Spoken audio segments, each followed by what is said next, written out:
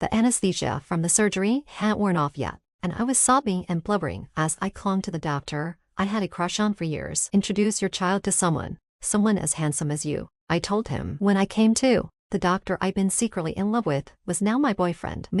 That morning, I was in unbearable abdominal pain. I thought it was just from eating too much and didn't think much of it at the time. But the pain got so bad I couldn't even walk. So I had to call for an ambulance. At the hospital, I was already in a daze. I vaguely remember that the doctor's voice was really pleasant and his hands were warm. When I woke up, a nurse was grinning at me, eyes sparkling. Do you remember what you said after the anesthesia kicked in? I tried to recall, but my mind was blank, and I shook my head helplessly. So the nurse started recounting the whole story after the anesthesia. I had been crying and telling her that I didn't have a partner. To calm me down, she pointed to the doctor nearby and suggested that he chat with me. I said, chatting won't help. He needs to give me his contact info and be my partner. I even added, is he handsome? At this point, the nurse couldn't stop laughing. Hearing this, my face turned as red as a monkey's butt. Even though I'm 25, I've never been in a relationship because I'm too shy. Who knew that after anesthesia, I'd turn into a social butterfly? Riley, how are you feeling? The familiar voice made my face turn crimson. I buried my head in the pillow and answered in a mosquito-like voice, I'm fine. My face got even redder. The nurse smiled at Matthew and said, I'm leaving your girlfriend in your care. She left, closing the door behind her. Seeing Matthew's unsmiling face made me feel a bit awkward. Sorry for the misunderstanding. Don't worry, I'll explain everything. Explain that I'm your boyfriend to others, he asked as he helped me sit up. The faint lavender scent from him, mixed with the hospital's disinfectant, was making me dizzy. He already looked handsome, but in that white coat, he was even more stunning. I was momentarily stunned and forgot to respond. Do I look good? He asked, suddenly leaning closer. His body scent was stronger, making my heart race. Looking at his alluring face, I swallowed hard. If I moved a little closer, we could kiss right there. But I was too scared to even breathe. He suddenly laughed. Looks like someone has the desire but not the courage. He hit the nail on the head. Ever since he moved in next door, I've been captivated. I still clearly remember the first time I saw him. That day, I was carrying a lot of fruit, and somehow, it all spilled when I was opening the door. I happened to run into him coming out with some trash. He was wearing a white t-shirt, a checkered shirt over it, light blue straight-leg jeans, and a white cap. I was just as smitten then as I am now, especially when he said, don't rush, I'll help you. His deep voice combined with his sweet smile really hit me hard. To thank him, I shared some of the fruit my mom had sent me with him. To my surprise, he turned it into jam and gave it back to me. It was so sweet, truly sweet, and it melted my heart. Since then, I've been keeping an eye on everything he does. He goes running in the mornings, so to casually run into him, I changed my night owl habits to wake up at 6 a.m. and go to bed at 11 p.m. But whenever we met, it was always, hi, hello, and most of the time, he was the one to greet me first. Almost a year had passed, and I didn't expect things to turn out like this. I certainly didn't expect him to be a doctor, or for our relationship to progress in this way. I'm ashamed to admit that after crushing on him for a year, I didn't even have his contact info. So once I got it, the first thing I did was check his social media. I was surprised to find that despite his feed looking quiet, he posts almost every day. But as I scrolled, I noticed something odd. Every post seemed so familiar. Just moved in and saw the one I've been thinking about. I don't want to seem too eager and scare her off. The picture was of the strawberries I gave him. Do we know each other before? I wondered as I scrolled. So excited. She made me a cake. It was really sweet, just like her. And her strawberry heart. I might not be able to sleep tonight. The picture showed him turning to halves of a strawberry into a heart shape. I smiled and even laughed out loud. How adorable and attentive he was. That cake was indeed made by me. A unique one. I originally wanted to draw a heart, but used strawberries to make it less obvious. I didn't expect him to notice. Seeing this made my heart race and my hands tremble. It wasn't just me who was feeling this way. I kept scrolling. Today's my birthday. I went to her cake shop to order a cake but didn't see her. I'm so disappointed. I don't know if it's because it's my birthday, but I really want to see her. I cooked a big meal and waited, but she didn't come back. I even knocked on her door out of worry, but the picture showed a heart with a crack. At this point, I wanted to strangle my best friend. She dragged me along for a month of breakup blues, causing me to miss his birthday. I quickly marked his birthday on my calendar and repeated it in my mind for double assurance. No matter what, I was determined to celebrate it with him next year. Did she move to keep track of her return? I've been sleeping on the couch like a bed. I've decided that if I see her again, I'll ask for her contact info. At least a phone number. The picture was of the determined gray wolf from a popular cartoon. I really wanted to hug him. I was so emotional that I almost cried. I took a deep breath and continued scrolling. So excited I'm spinning around. She's back, but I asked for her Wechat and phone number. and she politely refused. Does that mean I have no chance now? So, in the future, will it be? The picture showed someone alone in a quiet space. Seeing this made me want to be alone, too. That day, my best friend's ex suddenly returned from another city, causing me to rush back home in a state of disarray, not even having washed my face or brushed my teeth. When I was about to open the door, it swung open from the other side, and I was frowsy. I was wearing pajamas and looking disheveled. I wanted to make a good impression on the person I liked, so I couldn't hear what he said clearly. I just responded, "Sorry, I'm in a hurry to get to work." Thinking about this, I buried my face in my pillow and reorganized my thoughts before continuing to scroll. The posts were from today and there was more than one. I was so excited, I almost screamed, my fingers swiping eagerly on the screen. Just as I was about to savor the moment, the phone rang. It was my best friend. I had an impulse to cut off our date with my boyfriend. I answered with a tone that was less than friendly. "Get to the point." My best friend was initially stunned, then excitedly screamed, "My brother is getting married." I had been planning to lie down comfortably and listen to the gossip. Even though I'd known my best friend for over a decade, I'd never met her brother, but I'd heard plenty about him. Handsome, good grades, extremely aloof. My best friend whispered, "If my brother didn't like guys, I definitely want you as my sister-in-law." So I had to ask, "Did your parents approve?" "Yes. They're already preparing the wedding gifts and everything. My brother is completely in love." She then changed the subject. "By the way, why didn't I see you at the bakery today?" Oh no, I forgot to tell her, because I was so absorbed in checking his social media. I had something to do today. "No, actually, I've been busy these days. Please take care of the shop. I'll treat you to a meal when I get back." I hurriedly ended the call. I couldn't let her know I was in the hospital. First, because I value romantic relationships over friendships, and during this special time, I only want to focus on developing my relationship with Matthew. Second, because when she was hospitalized last year, I deliberately enjoyed eating crayfish, bear, and barbecue in front of her. Both reasons are crucial to me. I can't let her find out I'm hospitalized. That evening, I went to the front desk to get some clothes. The normally gentle nurses were now glaring at me with anger. I was confused, wondering if I had done something wrong. Had my feelings for Matthew been exposed? Were they all my rivals? I braced myself, already thinking about how to handle the situation. A familiar nurse came out of the ward, paused when she saw me, and then her face turned cold. This was strange, since she had been the one teasing us before. "What's going on? Why are you all looking at me like that?" I asked cautiously. An irritable nurse huffed and set down her things. "Still pretending? You seem like such a well-behaved girl, yet you did something like this." Bah! Her words completely enraged me. Although I appeared mild-mannered, I had my limits. "Explain yourself." I snapped back. "What did I do? Don't you know?" She was being held back by her colleagues, but still wouldn't stop. "I don't know." I was getting really frustrated. All right, this is a hospital. Keep your voice down." The familiar nurse stepped in to stop us. "Akila, calm down." She pressed Akila down into a chair and turned to me. "Little sister, did you send photos of you and Matthew to someone?" Her question left me confused. What photos? Stop playing dumb." Akila walked up to me. "If you hadn't sent photos to others, how would an internet influencer have posted them online, causing a backlash against Matthew? Now Matthew is being called into the director's office and might face disciplinary action. Are you happy now?" "What did you say? Someone slandering Matthew?" Xiaojing pulled out her phone and showed me some online posts. As I scrolled through, I found that the photo originally posted was from a female influencer who had previously confessed her feelings to Matthew. She had taken a sneaky photo of Matthew looking at me with a sharp gaze and captioned it, claiming that the doctor was secretly molesting patients. The comments below were unforgiving, with people attacking Matthew without knowing the full story. "These idiots must have brains just for decoration, and that woman just wait until I see her. I'll make sure she pays." I turned to the nurses around me and said, "This isn't something I post. Please don't make baseless accusations without evidence and tarnish the hospital's reputation." The nurses, who were used to seeing me as a gentle, demure person, were stunned into silence by my sharp retort. Great. All my efforts to maintain a good image in the hospital for Matthew over the past few days had now been ruined. Oh well, now that things have come to this, a few more words won't make a difference. So, I asserted my claim to Xiaojing, the nurse who kept referring to Matthew as my Matthew. "And he's mine too. Stop talking about him as if he's just yours. It's uncomfortable to hear." I sighed with satisfaction after saying that. In the hallway on the way back, someone stopped me. "Are you the one?" Although I was still angry, I took a deep breath and said, "Is there something I can help you with?"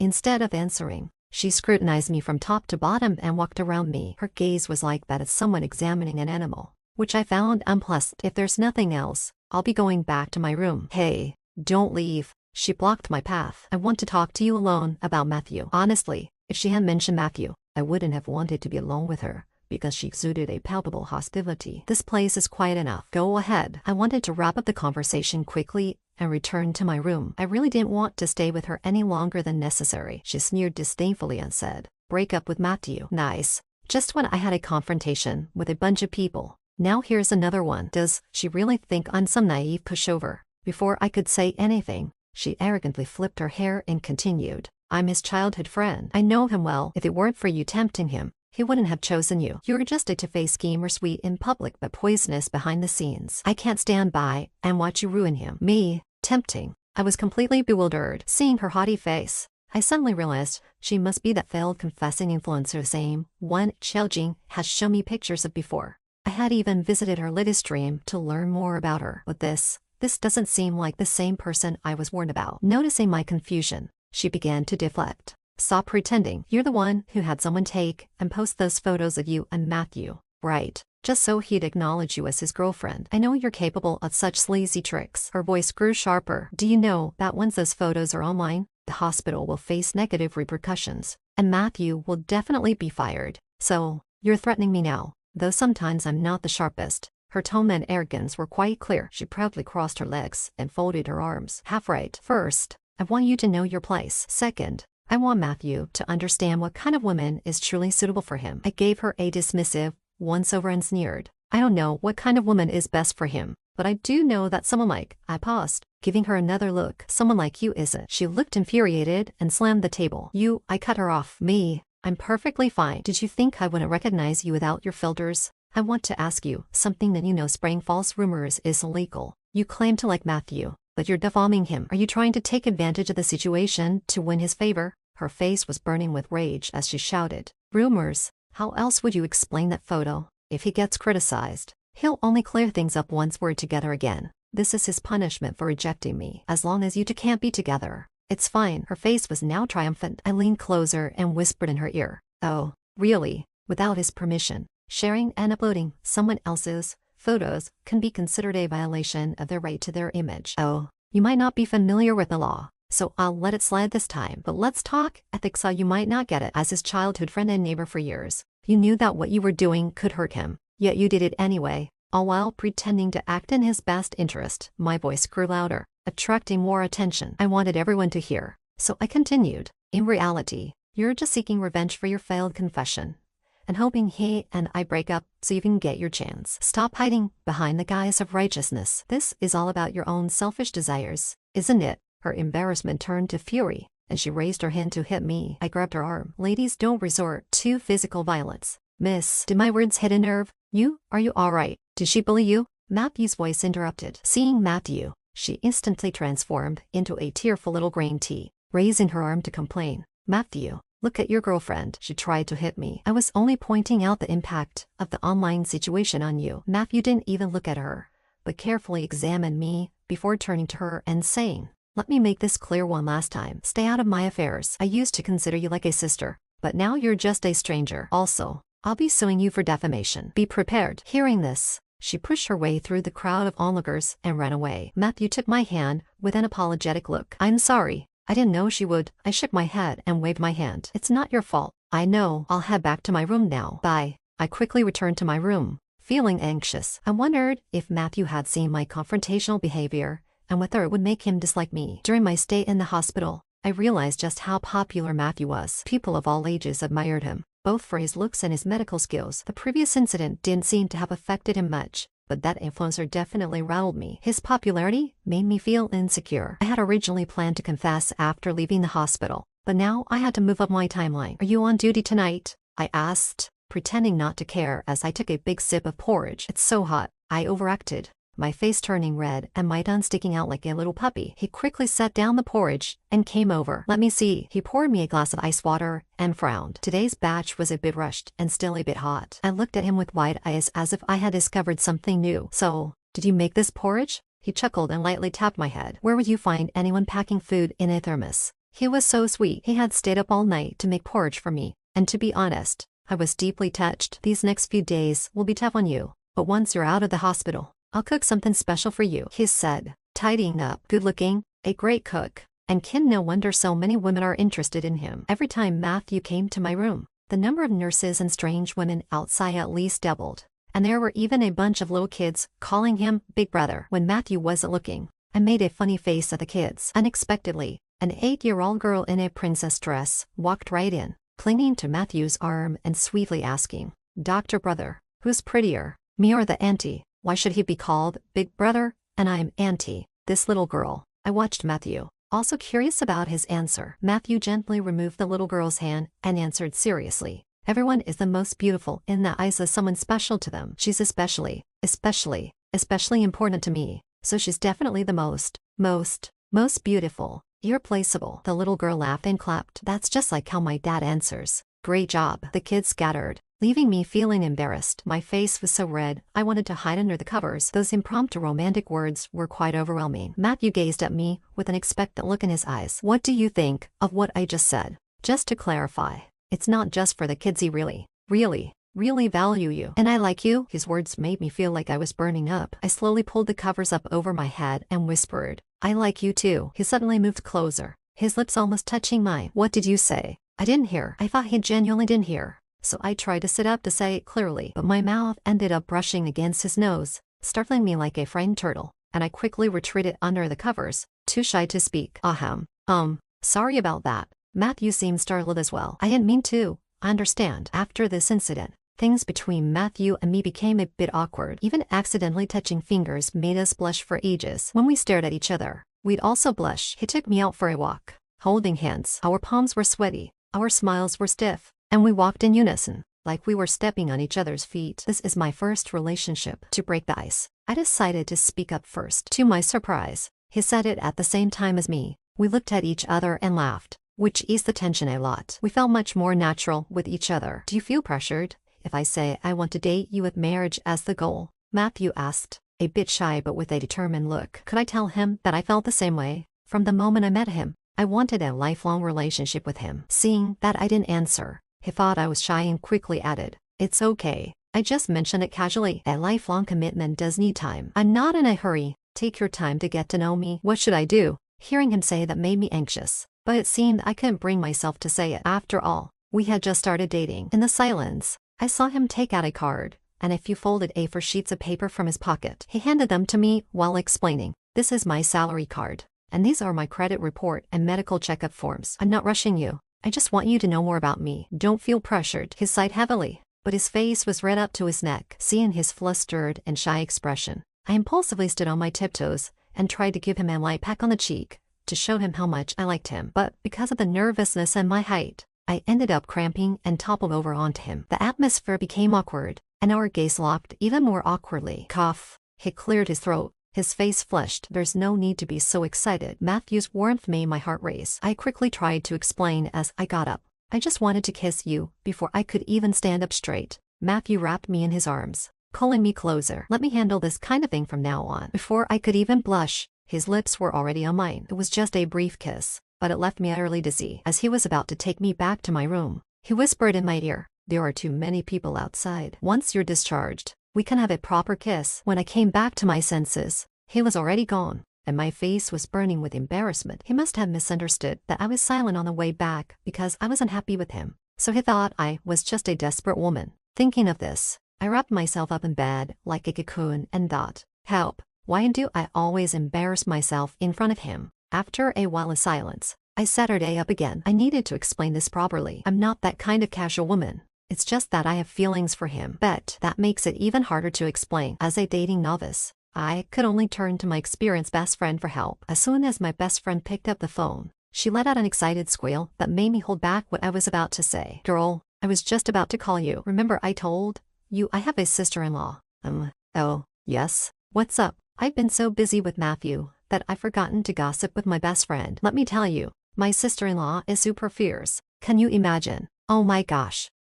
Tell me more." Her voice stirred up my curiosity. "My sister-in-law tackled my brother in the hospital, and it was in the garden." "No way. That fierce." I had completely forgotten about my own situation today. "How do you know? Did you see it yourself? Was it that intense?" "Speaking of this, I'm a bit annoyed. Remember I told you about that little green tea named Stella who used to be our neighbor? She had a crush on my brother and was rejected recently. So she took revenge by spreading rumors about my brother and sister-in-law online. She paused, but my sister-in-law is pretty tough. She scolded her back, and my brother even sued her. Stella didn't give up and continued to spread rumors and photos of my brother and sister-in-law. Seriously, that little green tea is so disgusting, but the story sounded oddly familiar. Rumors, hospital, childhood friends, lawsuit. Tackled. A bold idea suddenly popped into my head. I swallowed hard. What's your brother's name again? Matthew. Didn't I mention it before? You're not a blanket. How does your brother have the last name Murphy? My brother takes my mom's last name, and I take my dad's,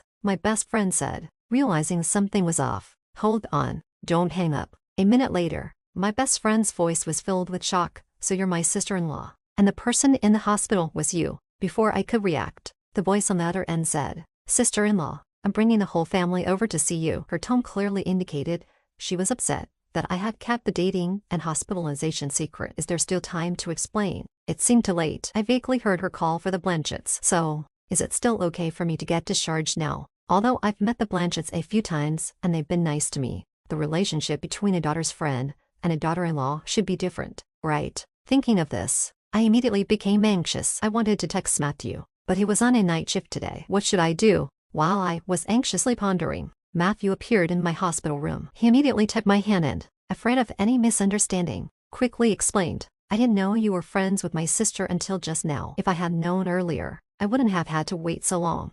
You must have forgotten, he said gently, pinching my nose with a loving, helpless smile. He looked into my eyes and held my hand. Last year, at the hospital entrance, when I accidentally bumped into you, I hadn't even had a chance to apologize before you said it was okay. You smiled so brightly then. You don't know. That bump landed straight on my heart. Your smile was so sweet, it touched my soul. Since that day, I bought from almost every bakery near us, just to find out which one was yours. His reminder made me remember my best friend had fainted in the kitchen, and I had taken her to the hospital, not even having time to change out of my bakery clothes. When I got to the hospital, someone from the bakery told me that there was a sudden power outage. I hurried back to clean up the mess after the Blanchetts arrived. In my rush, I hadn't paid much attention to his appearance, and even his apology went unheard. Recalling this, my face turned red. So you moved here because of me? I was wondering why the bakery's business had gone up so much last year, with people frequently ordering cakes and afternoon teas, all from the hospital. Was that because of you? Matthew's face suddenly turned red as well. Because your cakes are really delicious. Everyone likes them, and I like them the most, sis. Sister-in-law, my best friend suddenly called out, stretching her arms towards me and interrupting Matthew. Matthew and I were startled by her sudden shout. Matthew quickly reacted, pulling me into a possessive hug. She's mine, so don't even think about it. His embrace made me stay still, mainly to avoid him hearing my racing heart. My best friend rolled her eyes. So, when did you two start secretly dating? Mind your language. You need to make a good impression on your sister-in-law, or your pocket money might. My best friend immediately changed her attitude, smiling so widely her mouth nearly reached her ears. Sister-in-law, do your shoulders hurt? And your legs? Let me give you a massage. All right, enough. Mrs. Blanket came in with a bunch of things, smiling so much her face seemed to be stuck in that position. I was so startled, I nodded and greeted her like a student. Hello, Mrs. Blanket. Matthew quickly stepped forward to take the items. Mom, didn't we agree to wait until Reddy was discharged to take her home? Now you've come and surprised her. Look how shocked she is. Mrs. Blanket began to tease. Honestly, I always wanted to set you two up. You kept finding excuses, but now you're nervous.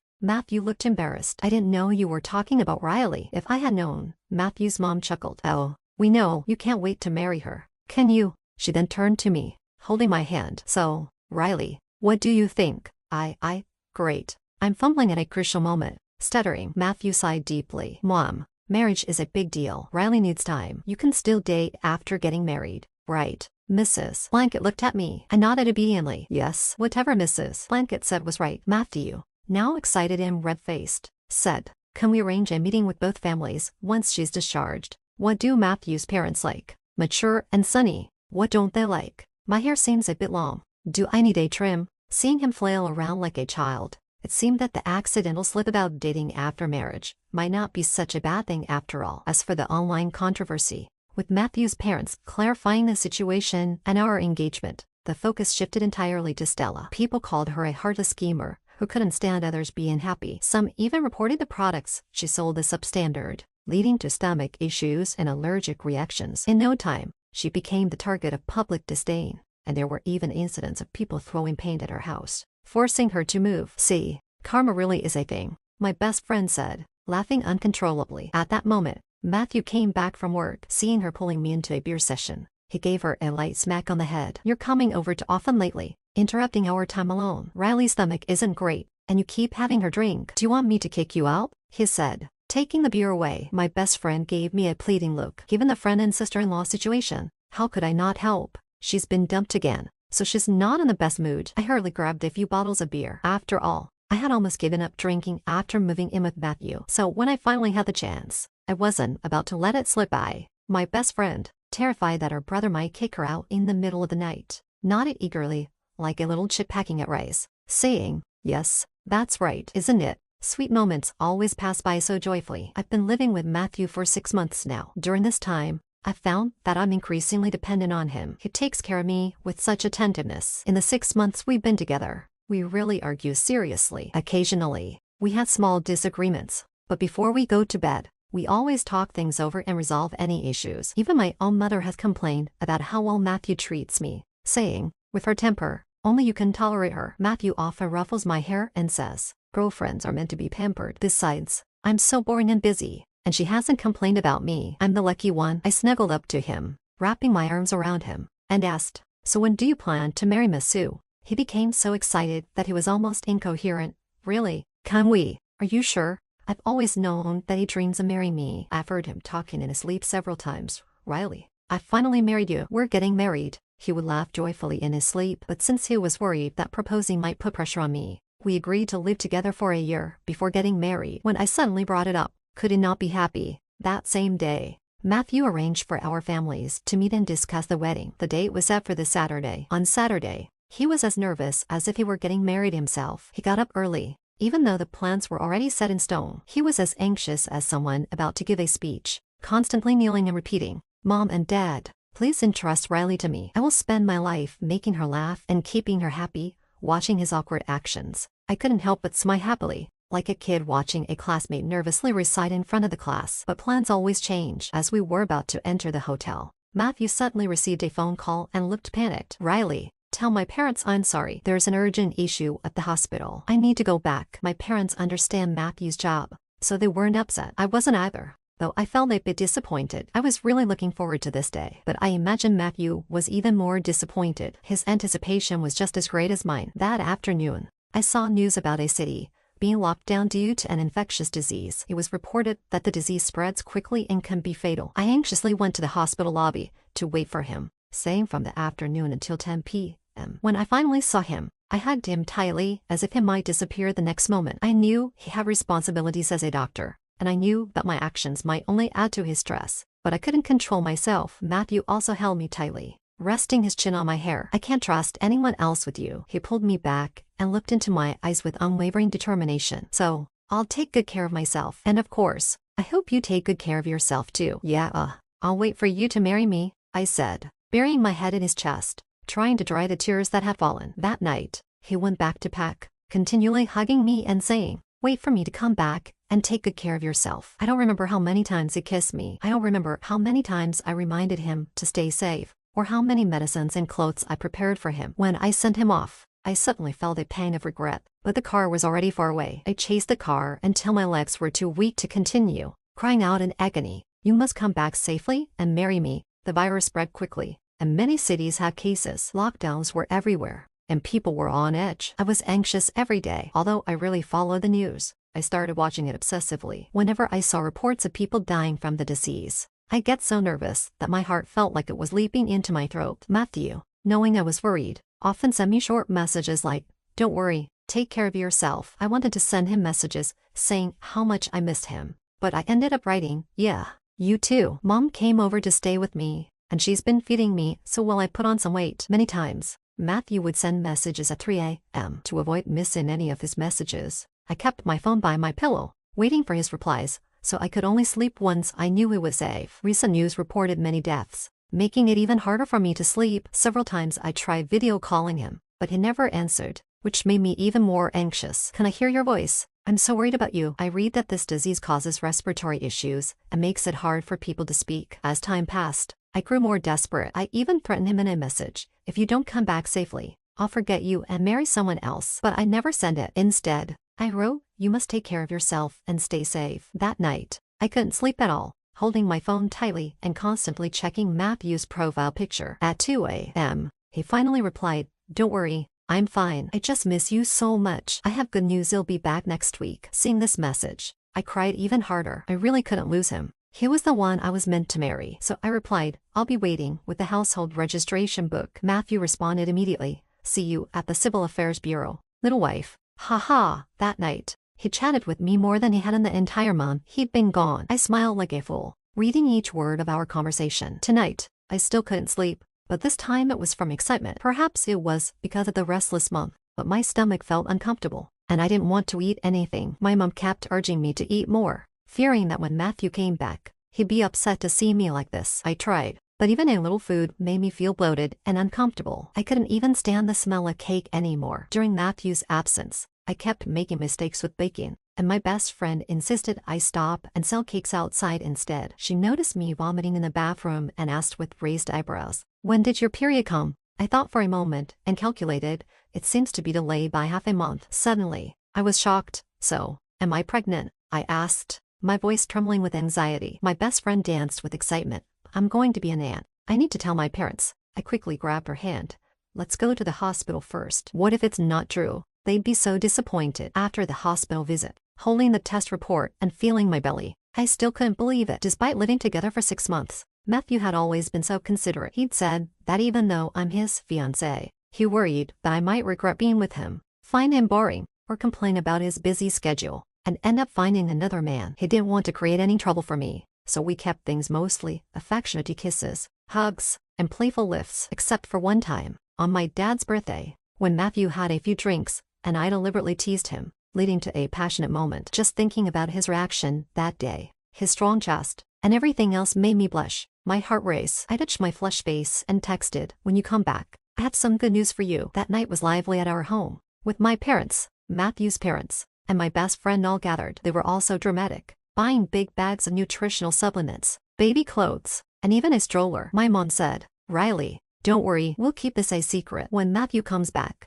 he'll probably spin you around with joy." My brother, my best friend, said, "He'll probably be upset. He's been dreaming of having you all to himself." Matthew's mom added, "He'll probably test that saying parents are true love, and children are unexpected. He might get jealous of the baby." Their words made me even more eager to see Matthew's reaction and miss him even more. As Matthew's return approached, I felt inexplicably anxious. After our chat a few days ago, he hadn't been in touch at all. I sent messages, but he didn't reply. Worry I overthink things. My best friend stayed with me, took me out to clear my mind, and even confiscated my phone. She said, "Phones have radiation, which isn't good for the baby. Look less okay." I knew she was making excuses to keep me from worrying, but I didn't argue. In the middle of the night, my phone suddenly started ringing nonstop. Seeing an unfamiliar number at 2 a.m., I knew there was no reason for anyone to call me at this hour. My first thought was that something had happened to Matthew. My hands shook as I tried to answer the call. Seeing my panic, my best friend grabbed my phone.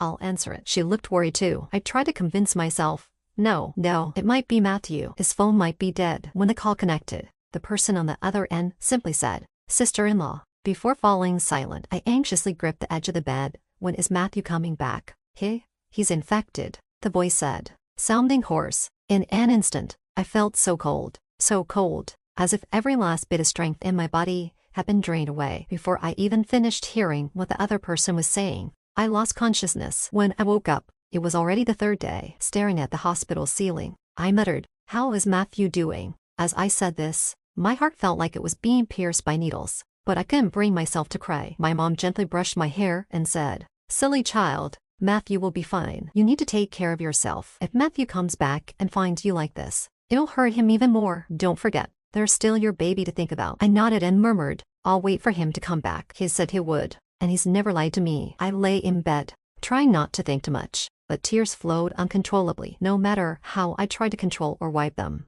they just kept coming. My mom hugged me tightly. "It'll be okay. It'll definitely be okay." Ha ha. My best friend walked in, still with tears not fully wiped from her eyes. "My brother's symptoms aren't severe. He's already downgraded to mild. He should be back in a few days. He tried calling you but couldn't get through, so he might call again soon." Really? I got up from the bed, and tears suddenly streamed down my face. That's great.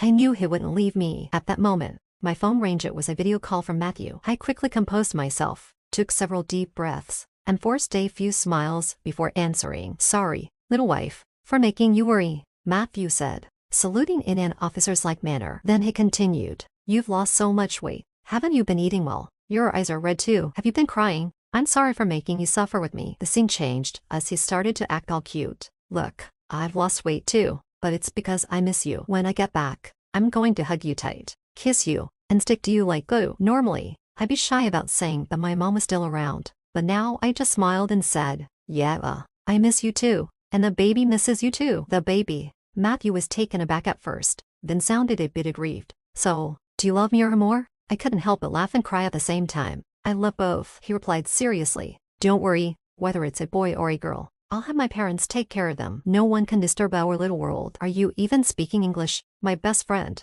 unable to tolerate it any longer, came over. It's also fine for your aunt to take care of the baby. This way, you won't have time to disrupt our little world. It's a win-win. Dad, Mom, look at him, how shameless. I even cried so much for you. What a waste of my tears. The room was filled with noise, but I knew that after the storm, there would be a rainbow. This story is now complete. Please subscribe to the channel to get the latest updates and enjoy a wealth of new novels updated daily.